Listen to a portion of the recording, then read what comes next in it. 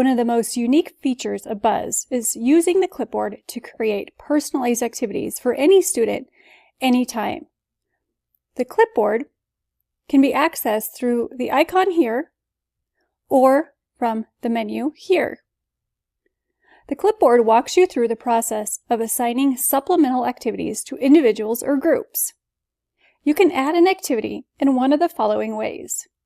You can choose from the options under the Add an Activity, where you can upload a file, link a video, add a Google Doc, add a website, or create a rich text activity, which is a custom activity.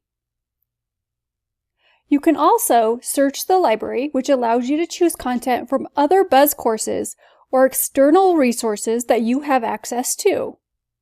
If I chose to search the library, when you click Search, it will look through the resources and populate the activities that match your search. You can preview the activities. You can either return back, or if you like the activity, you can add it to the cart, and then you can click Link or Copy. A link creates a link directly to this master activity, and a copy allows you to add it to the course and change some settings. Once you have an activity, you can choose to make it gradable or not. You will need to choose where you want that task to be located for those students. Often, there might be a My Tasks folder, a From Your Teacher, or you may want to put it directly in the folder that they are working on. You can choose to set a due date or not, and click Next. Here you can add supported articles or any extra information you want to give.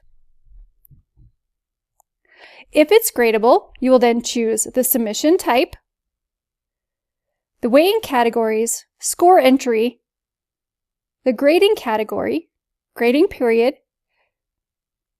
You can choose to make it extra credit, hide all return scores until a certain date. You can choose a passing score. You can choose it to be dropped from calculated scores. You can include this activity scores in the final grade. You can require a passing score for course credit, or you can treat as 0 in the gradebook until this activity is scored. Once you're ready, you will click Assign.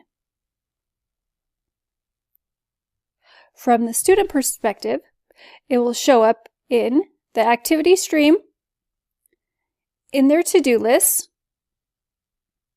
In the course themselves, they will show up in the to-do list and the activities under the folder you assigned them. Here's the task we sent, and this is the activity from the library that we sent.